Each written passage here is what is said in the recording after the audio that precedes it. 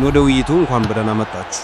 ዛሬ የምንነጋገረው ብዙዎችን ስላስቆጨውና ብዙ ጥያቄዎችን ስለቀሰቀሰው ጨዋታ ነው። አርሰናል በማንቸስተር ዩናይትድ በሜዳው 3-2 ስለተሸነፈበት።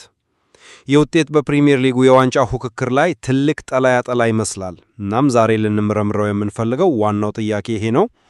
ይህ ሽንፈት የአርሰናልን የዋንጫ ጉዞ ሊያደናቅፍ የሚችል ከባድ ስጋት ነው ወይስ በጉዞ ላይ የሚያጋጥም በቀላሉ የሚታለፍ ጊዜያዊ ችግር ነው? እኔ ከጎኔ ይሄ ሽንፈት አሳማሚ ቢሆንም አርሰናል አሁንም ዋንጫውን ለማንሳት ጠንካራ አቋምና አቅም እንዳለው ከራከራለሁ። እኔ ደግሞ በተቃራኒው ነኝ። ይህ ሽንፈት እንዱ የአንድ ጨዋታ ውጤት ብቻ ሳይሆን ለወራት ስንሰጋቸው የነበሩ የቡድኑ መሰረታዊ ችግሮች በግልጽ የወጡበት ነው እላለሁ። ያው የዋንጫ ጉዞዋቸውን ከባድ አደጋ ላይ የሚጥል የማንቂያ ደወል ነው ብዬ አምናለሁ። እሺ፣ ሽንፈቱ ያማል፣ ማንም አይክድ። በራስህ ሜዳ በደጋፊ ፊት ተፎካካሪህን ስትጠብቅ እንዲህ አይነት ውጤት አይጠበቅም። ነገር ግን አንድን ጨዋታ ብቻ ነጥሎ በማውጣት የአጠቃላይ የውድድር ዘመኑን ምስል ማበላሸት ትክክል አይመስለኝም። እስኪ ትልቁን ምስል እንመልከት። አርሰናል አሁንም ከማንቸስተር ሲቲ በ4 ነጥብ ልዩነት ሊጉን እየመራ ነው እኮ። ይህ ቀላል ነገር አይደለም እኮ። በውድድር ዘመኑ ያሳዩትን ወጥነትና ጥንካሬ በአንድ የ90 ደቂቃ ሰዓት ማጣጣል አይቻልም። ወደ ጨዋታው ስንገባም ሽንፈቱ የመጣው በቡድን ደረጃ አርሰናል ተበልጦ ሳይሆን አርቴታ እንዳለው 2 ድንቅ ግቦች ከዩናይትድ በኩል በመቆጠራቸውና እኛ በኩል በታዩ የግለሰብ ስህተቶች ነው። ስታቲስቲክስ እንኳን ከጎናችን ነው። እንደ ኦፕታ ያሉ ትንበያዎች አሁንም አርሰናል ዋንጫውን የማንሳት ዕድሉ 84.44% ነው እያሉ ነው። ይህ ቁጥር ከየት ይመጣል? የቡድኑ መሠረት ጠንካራ መሆኑን ስለሚሳይ ነው። በቻምፒየንስ ሊግ ከባድ ሽንፈት አስተናግደው እንዴት በፍጥነት እንዳገገሙ አይተናል። ይህ ቡድን የመንፈስ ጥንካሬ አለው። ስለዚህ ይህ የአንድ ጊዜ መንሸራረት ነው እንጂ የውድቀት መጀመሪያ አይደለም። ይቅርታ አድርግልኝና ይህንን በፍጹም አልቀበለውም። የትልቁ ምስል አካል ነው ብለህ የምታቀርቢው ነገር እኮ የችግሩ መገለጫ ነው።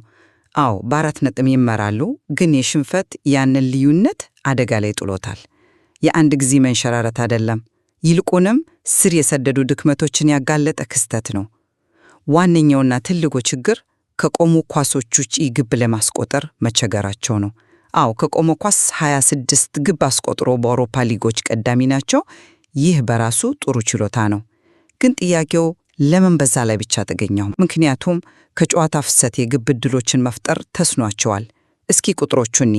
ቡካዮ ሳካ ባለፉት 13 ጨዋታዎች ከጨዋታ ፍሰት ግብ አላስቆጠረም። ቪክቶር ጂዮኬሬስ ከፍጹም ቅጣት ምት ውጪ በ11 የሊግ ጨዋታዎች ግብ የለውም።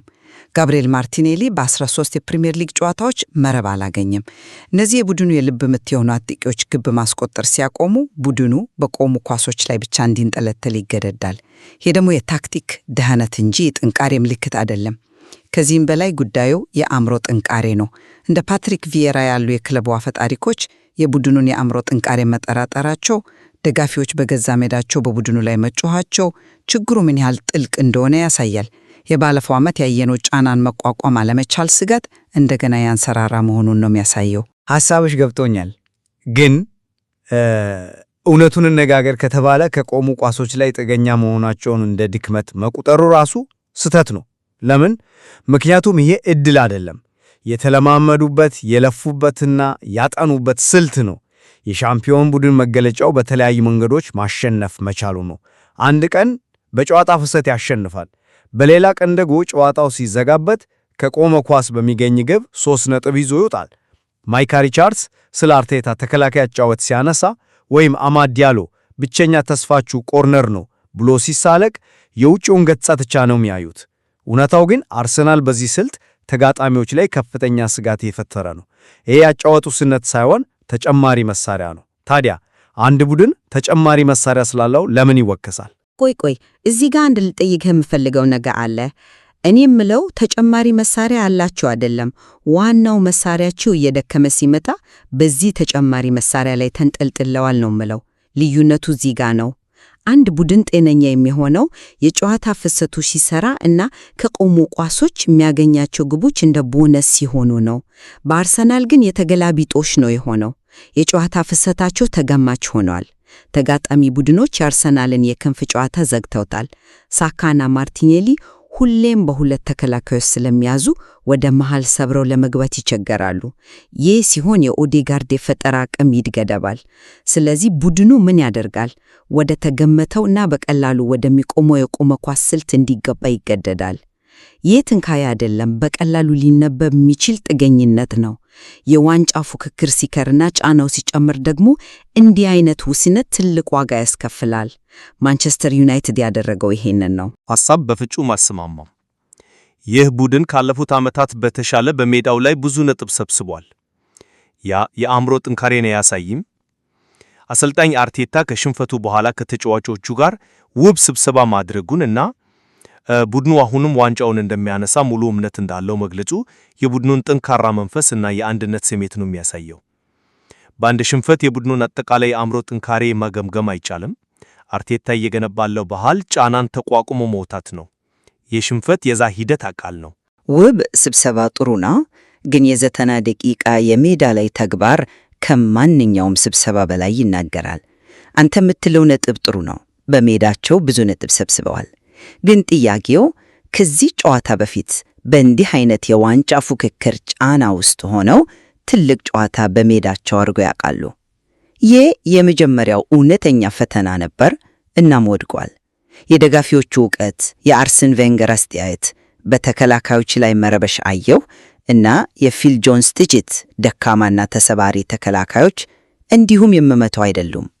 ሜዳ ላይ የታየውን ነው የሚያንጸባርቁት። በተለይ ጨዋታው ከቁጥጥራቸው ወጥቶ ወደ ሁከት ወይም ኬዮቲክ ሲቀየር ቡድኑ ሙሉ በሙሉ ተበታትኗል። ለ30 ደቂቃ ያህል ጨዋታውን ተቆጣጥሮት ነበር።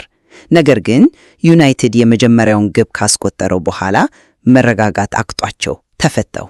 ያ የአእምሮ ጥንካሬ ላይ ትልቅ ጥያቄ ያስነሳል። እኔ ደግሞ ያንን ሁከት የፈጠረው የዩናይትድ ግል ብቃት እንጂ የአርሰናል ድክመት ነው ብዬ አላምንም። የአርቴታን ሁለት ድንቅ ጎቦች ሚለውን ገለጻ ይጋራለሁ። የዩናይትድ ጎቦች በተለይ የዶርጉ እና የኩንሃ ልዩ ግል ጥረት እና የድንቅ ብቃት ውጤቶች ነበሩ። ያው እንደዚህ አይነት ጎቦችን ለመከላከል በጣም ከባድ ነው።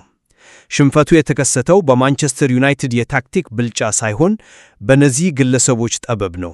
አርሰናል ለረጅም ደቂቃዎች ጨዋታውን ተቆጣጥሮ ነበር።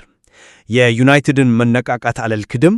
ነገር ግን በዚያ ቀን ውጤቱን የወሰነው የግለሰቦች ብቃት እንጂ አርሰናል